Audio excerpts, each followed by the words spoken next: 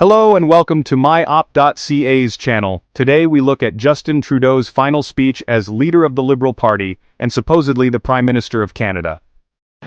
Now I can imagine that you're all expecting me to stand up and talk about all that we've accomplished together. And don't get me wrong, I am damn proud of what we've done over these past 10 years for the middle class and people working hard to join it.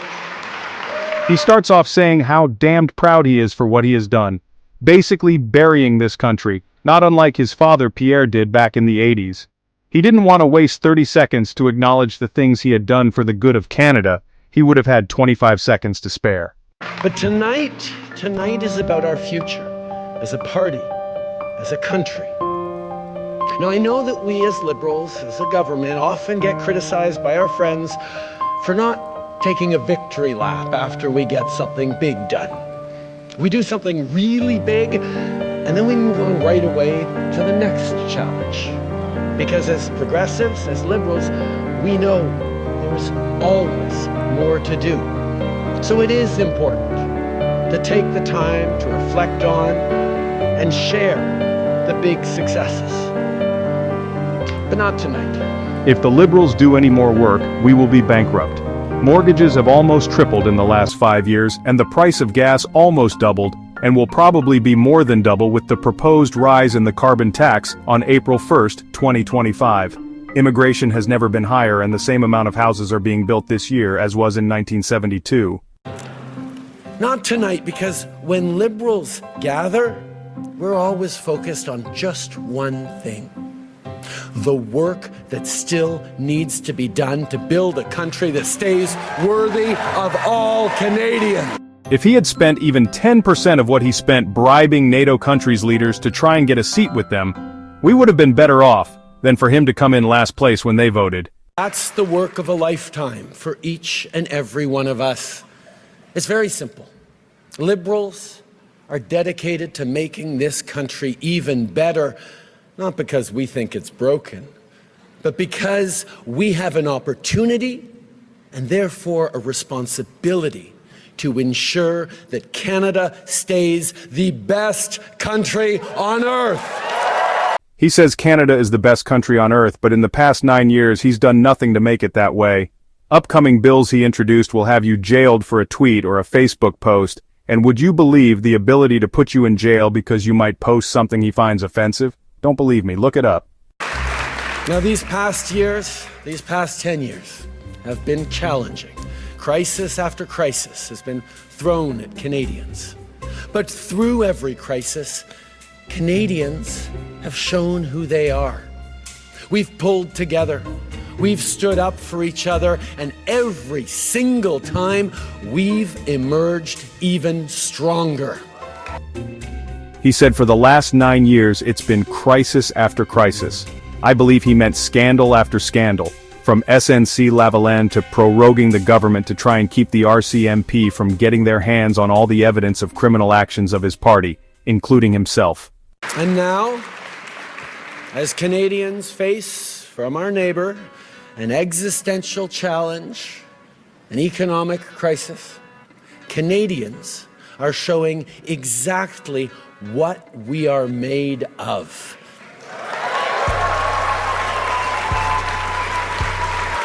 Canadians are showing what it is that makes us Canadians. Not by defining ourselves by who we're not, but by proudly embracing who we are.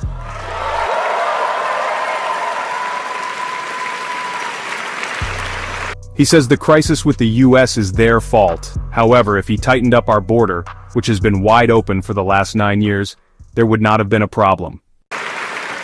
We're a country that knows that standing up for everyone's fundamental rights is the only way to protect our freedom.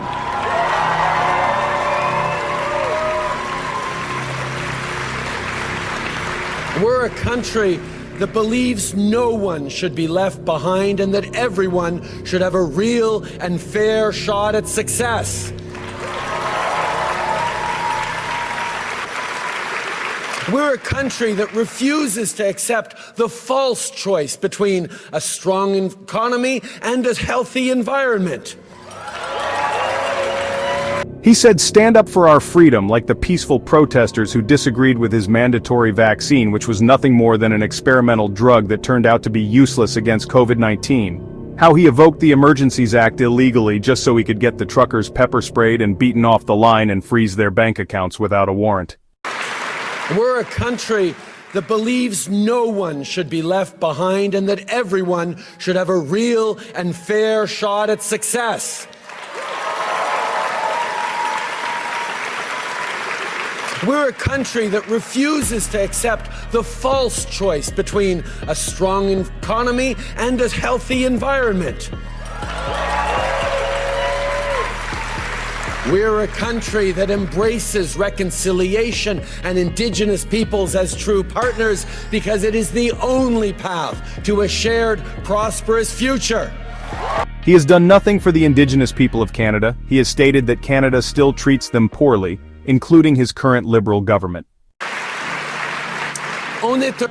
We are a country that promotes its culture and protects its heritage. We're a country that breathes life into the French language and is heard across the world.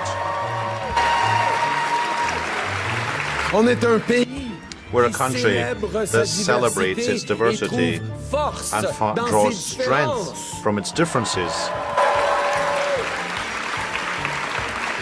We're a country that celebrates the right of each and every person to be who they want to be, to pray as they pray, and love whom they love. To pray to whom they pray, including burning down churches, which he has condoned on more than one occasion. Arresting pastors during COVID-19 for feeding the homeless outdoors in minus 25-degree weather, for holding mass for their congregation outside with no mask, even though he was on a stage in the parking lot and the people were in their cars with their windows rolled up.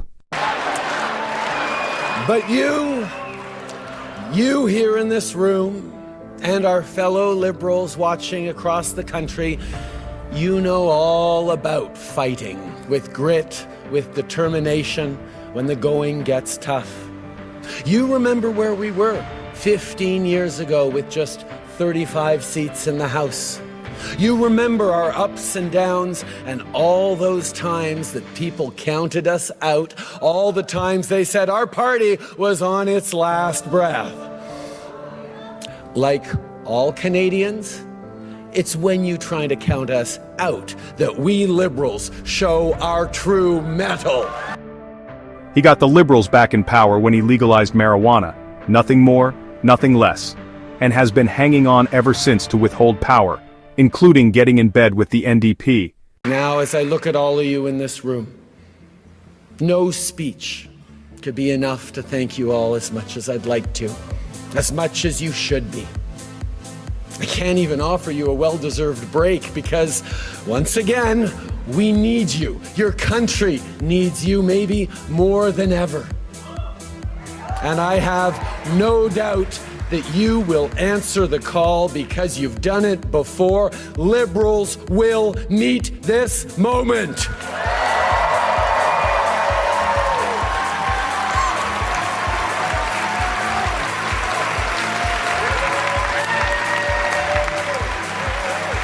The world is looking to see what Canada will do, especially a trade war with the biggest superpower in the world where it will be a lose-lose endeavor. They are also keeping a close watch on how our freedoms are being taken away, slowly but surely. 60 years later, there are still so many more chapters to write. And I can tell you, the world is looking to see what Canadians will do.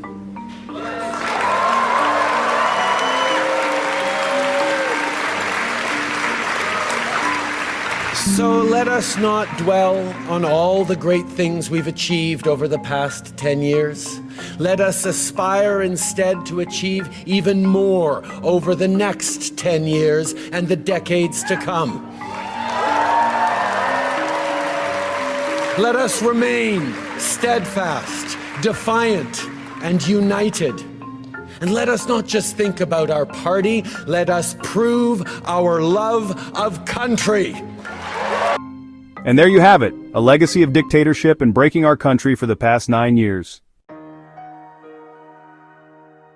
If you vote Liberal, you stand for everything I pointed out, and more of the same, plus taxes way beyond what we are paying now, the loss of freedoms, the rebuying of the CBC at double the price to the tune of $2.4 billion, to do nothing more than to carry out the narrative of the Liberals. Well, that's my opinion. Like it or not, it is what it is.